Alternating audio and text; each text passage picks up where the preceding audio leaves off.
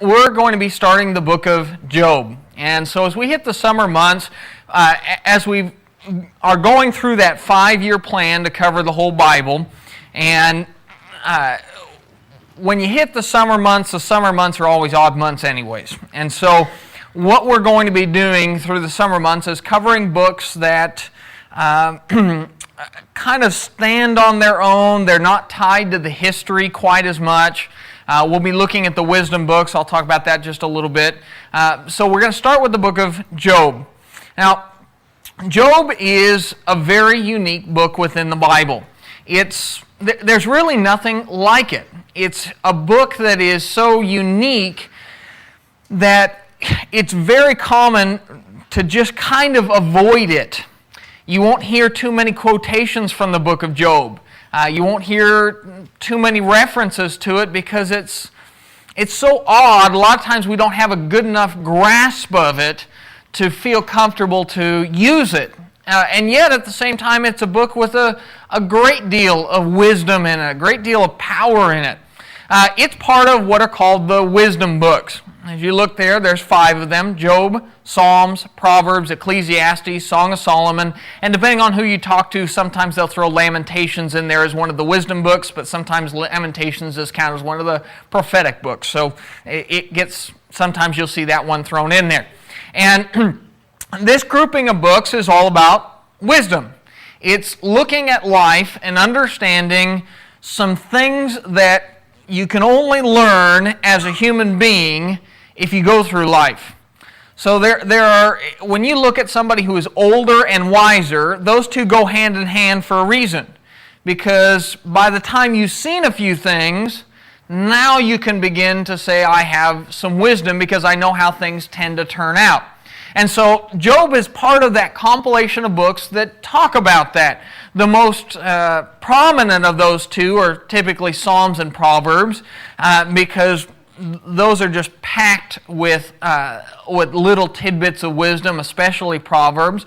And Job kind of gets, as I said, it just gets overlooked a little bit because we know the basic story, but there's 42 chapters, and what we know about it typically is slammed down into about a paragraph. I know there was a guy named Job, and I know he was doing pretty well, and then he wasn't doing pretty well, and then there was some stuff that happened in the other 40 chapters, and then God told him something. And that's the extent of most people's knowledge of the book of Job. Job is unique in that it gives insight into 2 major things. One, it's going to give us a rare insight into the spiritual battle that's going on around us. We talk a lot about, wonder what's going on with the angels right now. Or we talk about being afraid of the devil and watching out for him. And yet, most of your life, you're not going to be thinking about that spiritual battle too much because it's unseen. And yet, Job gives us a little bit of an insight into what's going on there in a way that you don't often get to look at. We get to see the battle that's going on over our souls. And when you start thinking about angels fighting demons and the great spiritual warfare that's going on our behalf, it begins to change the way you think about life, and it begins to change the way you think about sin and righteousness and how we live. And when we fall into temptation, it's not a little deal. It's a cataclysmic spiritual battle that is being fought over us. And so that's one thing it'll give us a look into. The other is, it's going to answer one of the most important questions in life. Why do we suffer? Job is the book about suffering. It's a book about pain. It's a book about heartache, about a man being pushed to the total brink of devastation. You cannot get any closer to the edge than Job did. And so the book, as we look at it, is about, here's a man, and he was a good man.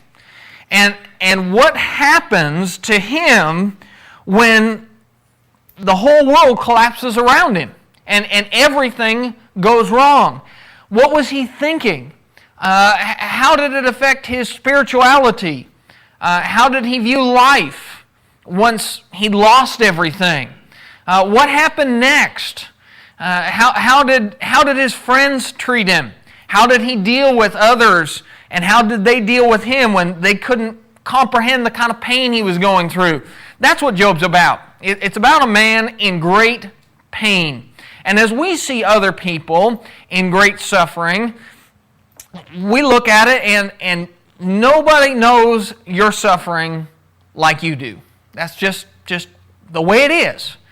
Everybody's pain is totally different. And yet it's also totally the same. And so Job gives us an insight into the human condition when we're put under that great trial and suffering that can happen in life. And it tells us that story by taking one man to the extreme, taking him as far into pain and suffering as you could possibly imagine. So there's two things. It's going to show us about the spiritual battle going on around us, and it's going to answer the question, why do we suffer? Let's look at suffering first. As we look at suffering, there's really three attitudes towards suffering. Throughout all of time, you could sum up why we suffer into three schools of thought. There's tangents amongst these, but really it always comes down to these three things. One is, all suffering is your fault. Now, you see this and you do this. When you see somebody and their life is a total mess, you will sometimes say, well, they got themselves into that. You go driving down the freeway and you get off at one of the off-ramps and there's a guy there holding a sign.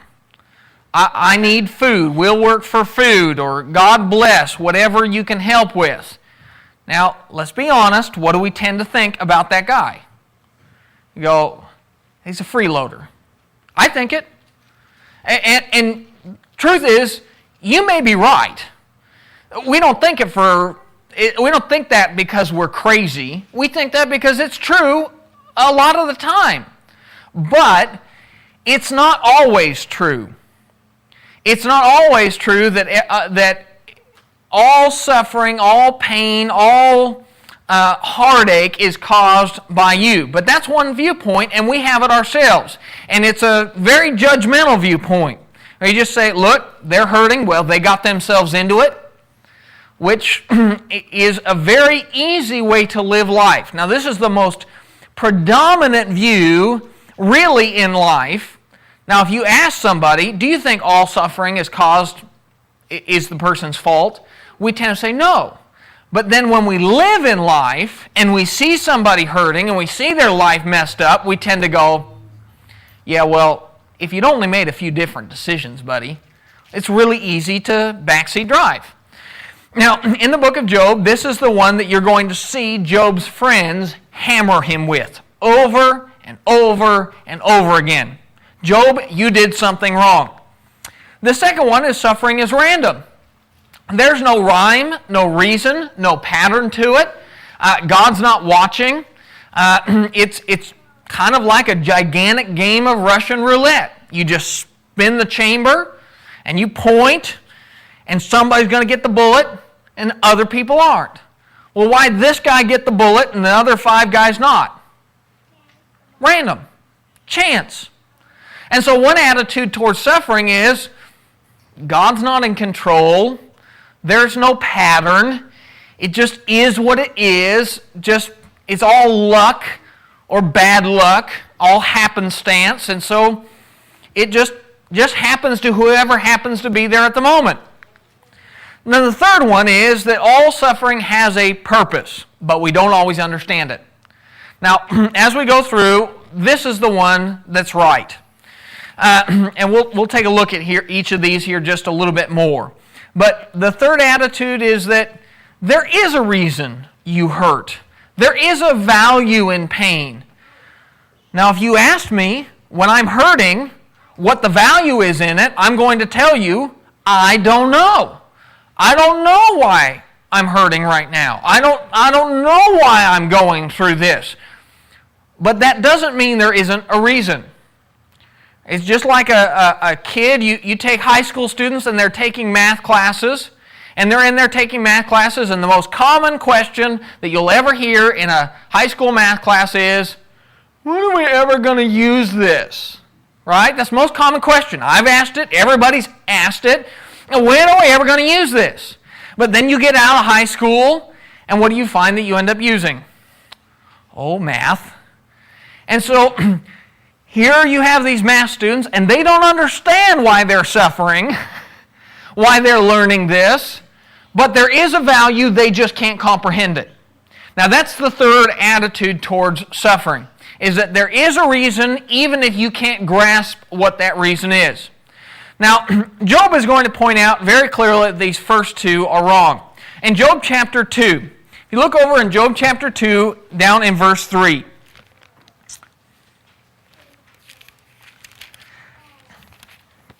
in Job 2, verse 3, Satan has already struck Job and taken all of his things away. And Satan goes back to God. And in verse 3 it says, "The Lord said to Satan, have you considered my servant Job, that there is none like him on the earth, a blameless and upright man, one who fears God and shuns evil? And still he holds fast to his integrity, although you incited me against him to destroy him without cause."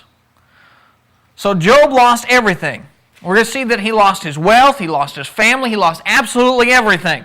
And then when God is talking to Satan, God says, "Satan, look at how Job is behaving. He's an upright man, even though all these things have happened to him without cause."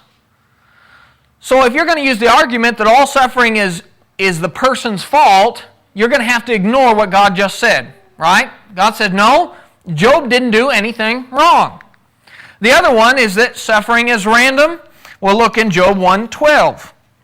Job 1:12, Satan goes to the Lord, and the Lord says to Satan, "Behold, all that he has is in your power, only do not lay a hand on his person." So Satan went out from the presence of the Lord. So here it is, Satan and the Lord, they have conversation. Satan wants to persecute Job, and God says, "Go do it." And Satan, he leaves and makes a beeline for Job. Now you tell me, is that random? There was a conversation. There was a conversation between two intelligent beings. A decision was made, and Satan left to persecute Job. That's not random. And so suffering isn't Job's fault, and it isn't just random. So we're only left really with the third option, which is that there's a purpose, and that one's it. And we know that one's it because that's what our Lord says on the topic. Go to John chapter 9.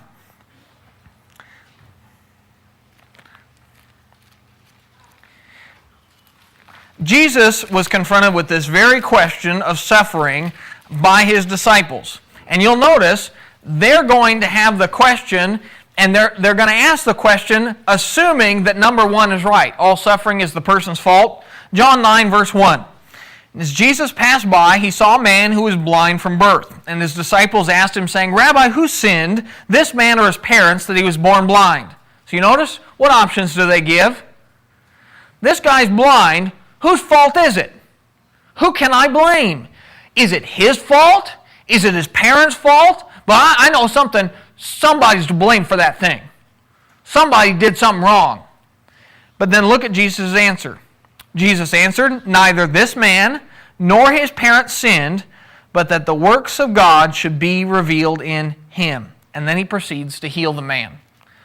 So now, I want you to imagine, here's this man, he's blind from birth. Whole life he's been blind. There's a man who suffered. While everybody else could work a job, while everybody else had plans and things that they could do, he was just trying to make it by. You know, today we have a lot of things to help people who are blind, but not back then. It was a very big struggle. So his whole life, this man is blind, and he suffers day after day after day. Now, if you ask that man why he was suffering when he was 10, 15, 25, he'd have no idea why, would he? You'd ask him, "Why are you blind?" He'd say, "I don't know." But there was a reason. Jesus said, "This man is blind for this day, so that I could come along, you guys could ask this question, And I could say, this man was blind so that God was glorified, and I could heal him. It's unbelievable when you think of how much planning was involved there, right? How much design the Lord put into the timing of all of this. And yet He says, that's what I'm telling you, is I planned it. There's design, I know what I'm doing, and there's a purpose. And so Jesus says, all suffering has a purpose, even if a man is blind from birth and can't understand why. There's a reason for it. And so that third attitude, of course, is the only one that can give you any sense of comfort, is it? I mean, if all suffering is my fault and I hurt, well, there's no comfort in that. I guess I'm just getting what I deserve.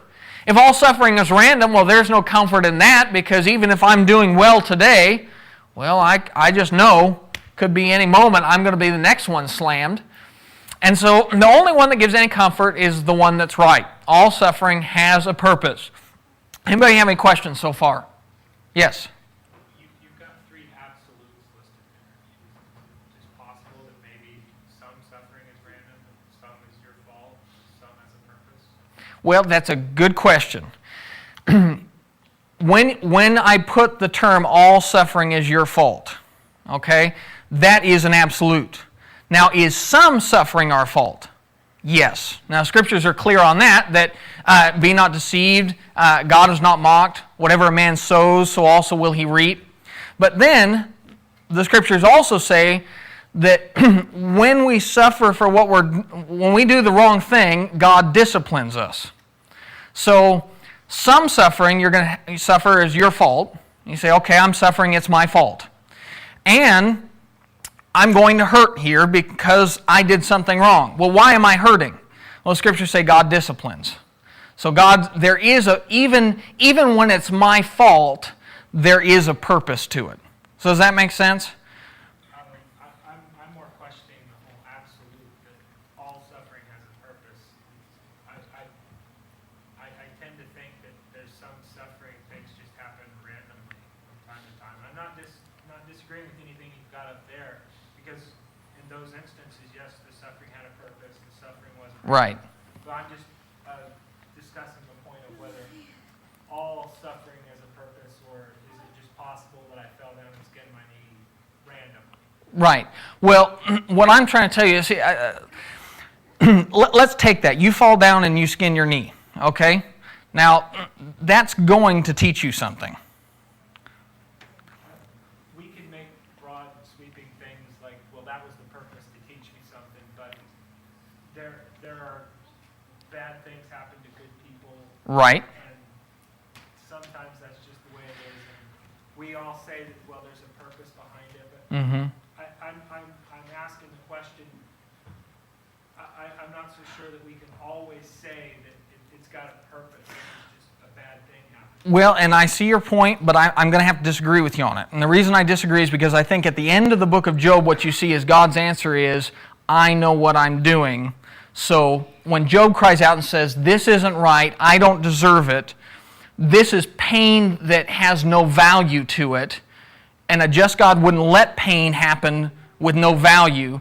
God's answer to him is, I know what I'm doing, there's a design behind everything. So I think the whole point of Job is that even if we don't understand it, there is a purpose to all pain. I don't disagree that Job's pain and suffering had a value to him. Don't disagree at all. I understand that. I'm not 100% sure in my own mind, that's why I'm asking the question, whether or not it's an absolute that all suffering has a purpose. Yeah, what I would do is I would say everywhere that I see in the Scriptures talking about suffering points out some value to it. So whether you talk about rejoice in tribulations, because tribulation will bring about, and you go through the whole list, and eventually it's hope. So now you can look at any tribulation, any suffering, and you say, now, there's something you can get out of it. It does have a purpose. Now, whether you fulfill it or not, right? There are people who go through trials and they don't get the hope out, but whose fault is that then? In other words, it had a purpose. I might not have taken advantage of the purpose, but it had a purpose. Rejoice in tribulation, because all tribulation will bring about hope. So I understand your concern with absolutes because I'm the same way. I don't like to make an absolute unless you can. So that's where I would go, as I'd say, as you look in the Bible, you go to Romans and it says, rejoice in tribulation. That's a blanket statement. That's an absolute. All tribulations you can rejoice in, no matter what. Well, why? Because every tribulation can bring about hope. So you mean tell me every tribulation has the value, the purpose of giving me hope? Yes. That makes sense? I see what you're saying. I just You're afraid of absolutes. Okay. Fair enough. Feel comfortable to be afraid. I'm not going to be so much afraid. We'll just have to kind of be that way on this one. So, yes. I thought there was a New Testament scripture that said something about those that are called, or that are His chosen, that He uses everything. Romans 8:28, all things work together for good for those who are called according to His purpose. Yep. No, that definitely says that He can make everything valuable. He can make everything turn out for good. Okay, Yeah. that's where suffering fits. Right. And that's my point, is I think you've got quite a few verses like that. So Romans 8:28 is a great one for it. Yeah. I guess my confusion with the three is that the first one, okay, was it my fault? Or number two, was it random? But number three doesn't tell us where it comes from. And I think one and two have the two different places people think that suffering comes from. But the third one makes my mind go, does that mean it comes from God? Does Right. suffering come from God? And that as an absolute, I don't know. That's a big question. That's what everybody asks when they're suffering. Okay, now you're asking a different question. See, the question, why do we suffer, it doesn't necessarily say, where does suffering come from? Now, suffering, where it comes from, that's a different question. And you're going to have to go to different verses on that. One, if you want to look in the book of Job here, if we just stuck to Job, who made Job suffer? It was Satan. Satan did it. Okay, so that answers it for Job. Who caused Job to suffer? Satan did. And then, if you want to go to the New Testament and people say, I am tempted, and if somebody makes a statement, I am tempted by God, what does the New Testament say on that? Nope, God doesn't do it. And other verses like Ephesians 6 you can talk about where the wiles of the devil, the devil's out seeking to get you. Galatians talks about him being a prowling lion. Peter talks about the fiery darts of the evil one. So now if you're going to ask, where does suffering come from? It doesn't come from God. So that's a separate question. Well, it sounds to me like there are three places that suffering does come from. Either it's your fault, because you made a bad decision. Some suffering is random, and some suffering comes straight from the devil, because he's trying to get you. Yep. And in all three of those, if you have a love for the Lord, He is going to turn those things into something with a purpose. Correct. Yes. So, and that's my point is as we look at it, the first two, the problem with the first two is that they're absolutes, right? The first one, all suffering is your fault. Is that true? No. Is some suffering your fault? Yes. Now, that's some suffering that's your fault. If I serve God, can it have a purpose? Yes. Okay. Some suffering, is it just random? Does it, and by random I mean it wasn't your fault, it just happened to you. Is there some suffering like that? Yes, that's exactly what happened with Job, right? Okay? But if we say suffering is random and there's no value to it, see, that's the problem, is when we say suffering is random, that attitude of suffering is random is tied to the idea of suffering is random and pointless. It just happens. There's no value to it. There's no purpose to it. And if that's what we're saying, then that's wrong. Job, why was Job picked? It wasn't random. It seemed random to Job, though. So now when you're living your life, is there going to be suffering you go through that you go, why me? Absolutely. And we're going to see Job say that over and over and over again. But what we have to see is that spiritual battle that's going on behind the scenes, which is there are things happening behind the curtains we don't know about. And so as we look at suffering, we don't want, we've got to be always mindful that there is a purpose regardless of whether we understand it. So I can see where there's a little bit of confusion, because I'm not saying that no suffering is your fault. No. Lots of times we suffer and it's our fault. But there's a purpose to it, right? And so we have to keep in mind that as we go through the book of Job, that's the lesson is there's purpose, there's value to it, and the value may be to make you better. It may be to make somebody else better.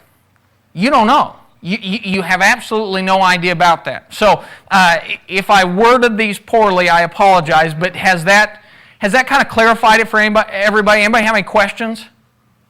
Yep. Sam. I kind of think that we all have in our head that from everything, there's like a really significant purpose to it.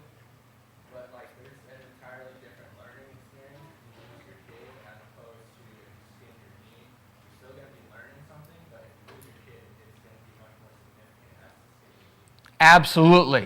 How many people were able to hear that? Okay, what Sam said is we have to keep in mind that not all suffering has the same significance of learning. And he said if you have one person who loses their child, another guy who skins his knee, they're both going to learn something, but who's going to learn the more significant thing? The guy who lost more, really. There's a different significance to that, to the man who lost his child. So we have to keep that in mind as well. And so as we go through this, we learn these lessons about suffering not by looking at little things, but by looking at big things, because as you look at Job, nobody suffered more than this man has. Anybody else have any questions? Okay. All of Job's about these arguments. So all of Job is going to be a discussion about why do we suffer. And so you're going to see the argument one the most. That's the one you're going to see Job's friends bring up. You're suffering because it's your fault, Job. And they're going to bring that up over and over and over again. The second one, it's not fair, this isn't right, it's just random, there's no purpose to it. You're going to see that argument made by Job later on.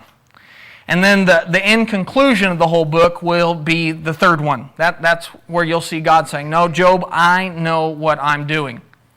Okay, as we start the book, we begin to look at this spiritual battle. I told you there's two things to look at. One is why do we suffer, and the other is that spiritual battle that's going on. Satan appeared before God, and that's how we start the book. In verse 6, it says, there was a day when the sons of God came to present themselves before the Lord, and Satan also came among them. And the Lord said to Satan, from where have you come? And Satan answered the Lord and said, from going to and fro on the earth, and from walking up and down on it. Now this verse is really interesting because in the New Testament you have a very similar statement made in Peter. It's be sober-minded, be watchful, your adversary the devil prowls around like a roaring lion seeking someone to devour. So here back in the days of Job, Satan talks with the Lord and the Lord asks him where he's been. He says, well, I've just been all over the world. I've just been traveling everywhere.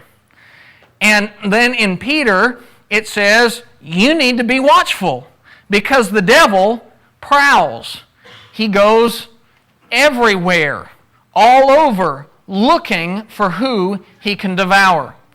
Now that gives you some insight into this battle that we're facing. At any given point, you know what the devil's doing. Now I don't know where the devil is right now. I don't even know how he travels. I don't know when it says he went here to and fro amongst the earth. I don't know how that works for him. I don't know if he's got a little devil mobile. I don't know. I have no idea whatsoever. But I do know he's doing it. I know he's traveling to and fro. And I know why he's doing it. Because he wants somebody to devour.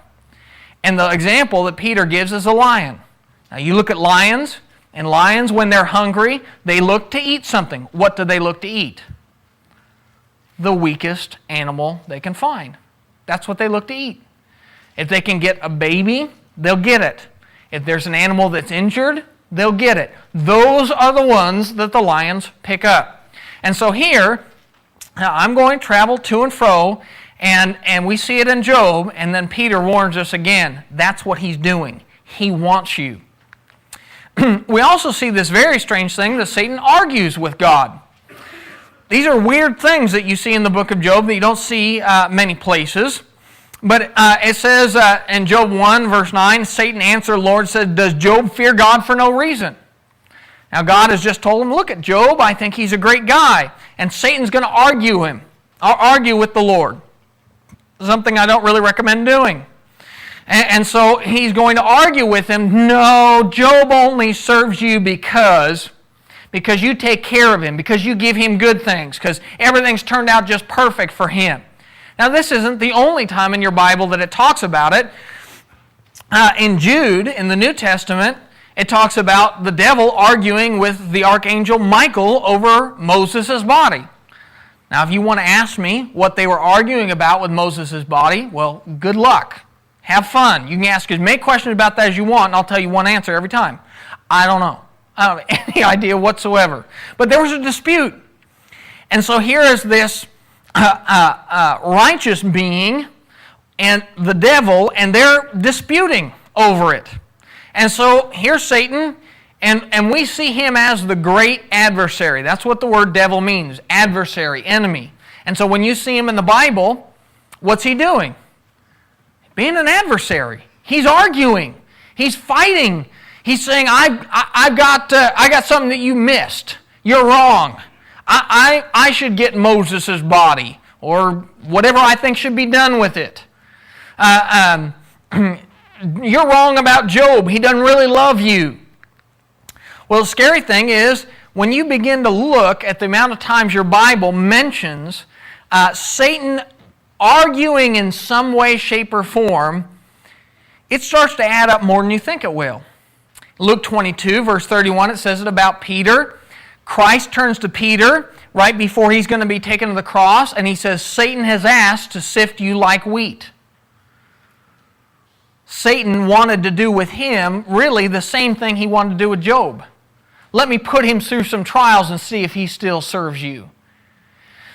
With David, in 1 Chronicles 21, it says of David that Satan incited him to number the people, to take up an unlawful census for the wrong reasons. And so here's David, and David, for whatever reason, just, he was walking along someday, and the devil, he poked at him.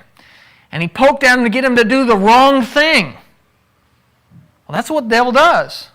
Devil, roaring lion, back and forth, back and forth. Who can I get? Who can I poke? Who can I get to fall off the wagon? Paul, in 1 Thessalonians 2, verse 18, Paul was preaching the gospel, and he was going from one place to another, and he said, I wanted to go over here, but Satan hindered us. So here's Satan, and however he did it, Paul said, I had this battle, and Satan, every time I tried to do what was right, every time I tried to help people, Satan got in the way, and he stopped it. So next time we think about, why are things working out the way they are? Well, it could be Satan's trying to stop you from doing what's right. You have the church. Matthew 13, verse 39, it talks about how the church is affected by it, by the devil, and how he tries to sow tares in the church. He compares the church to a wheat field. He says the devil, he sows tares. That's weeds. Weeds that look like wheat, but won't bear any fruit. And he sows them in the church to cause problems, to cause trials, to cause suffering. So here it is in the church when there's those people who come in and they try and cause problems and tear us away from the Lord or divide congregations. You say, well, what happened? Well, Satan sows tares. That's what he does. He goes to and fro on the earth, devouring, sowing discontent, sowing evil. 1 Timothy chapter 3 talks about elders and how elders, if a man's not qualified to be an elder, the devil can get in and he can grab him. And he can take him and warp the man. And so everything that we're seeing happen to Job, it's not like it was the only time it ever happened. That's what I want you to see. Job's not the only guy that Satan has ever said, I'm going to go and get. He sets his crosshairs on lots and lots of people. And you notice, on that list that I gave you of other examples, all of them are righteous people. Peter, David, Paul, the church, elders, all good people. Well, why is the devil going after the good people? Because those are the ones he wants. He's already got those who are lost. He wants those who are saved. In Ephesians chapter 6, it says, Put on the whole armor of God that ye may be able to stand against the wiles of the devil. For our wrestling is not against flesh and blood, but against the principalities, against the powers, against the world rulers of this darkness, against the spiritual hosts of wickedness in the heavenly places. Now you tell me, you look at Ephesians 6, what's that talking about? That's a spiritual battle. That's a battle between good and evil on an epic scale. And that's what we're seeing here with Job, is that Satan has a plan. And his plan is to devour you wholeheartedly. Anybody have any questions on that? Okay, let's look at the outline of the book of Job. Job can be broken down into 3 sections, 2 small sections and 1 big section. Section 1 is Job's affliction. We just see all the things that happen to Job. This happens in the first 2 chapters. You see what Job had going for him, and then you see all the things that he lost. The second section is the big section. This section is Job dealing with his friends and them arguing with him about why he's suffering. And so there's chapter 3 through chapter 37. So a lot of the book is dedicated to Job talking to his 3 friends. He has 3 friends that came to visit him when he was really hurting. Eliphaz, Bildad, and Zophar. And I have down here, Eliphaz is the nicest, Bildad is the guy is a little worse, and Zophar, this guy's downright mean. Now all of these guys are Job's friends, but as you see them talk to Job, and I even have nicest in quotes, because they come to comfort him, but the first things they're going to start telling him is, Job, just fess up. What did you do wrong? Just fix it and everything will get better, Job. And so they're going to just hammer him over and over again. This is your fault, buddy. What have you done wrong? I don't know what your sin is, but I know you've sinned. And Eliphaz will be kind of nice about it. He'll just say, Job, I hate to see this happen to you. I can't imagine what you've done wrong. Why won't you just repent? And then Bildad will kind of say, well, Job, look, Job, let's quit arguing about this. You know what history tells us. Wicked people are the ones who suffer. So look, I'm not going to really hammer you here, but the facts are on the table. You're suffering, and history tells us wicked people suffer, so you're wicked, so fix it. And then Zophar's just going to get in his face. This guy's just going to hammer him over and over and over again. You are wicked, you are a bad person, and I'm just disgusted to be here with you. And he's just going to absolutely hammer him. But all of them have the same argument, which is, Job, you got a problem. You got an internal problem. You are broken. You have sinned, and you have sin in your life right now. Fix it. And so each in their own way is going to bring that argument for all those chapters, chapter 3 through chapter 37. We will go through all of those arguments, but we'll do it by kind of grabbing highlights. We're not going to read verse for verse through this whole section because it would take forever and it's a lot of repetition. It's a lot of the same thing being said in slightly different ways. So we'll try and grab the highlights on those. Then the third section is God's answer to Job. God's going to, at the very end, answer Job and say, Job, your friends are wrong, but in arguing with them, Job, you've also said some things that are wrong. And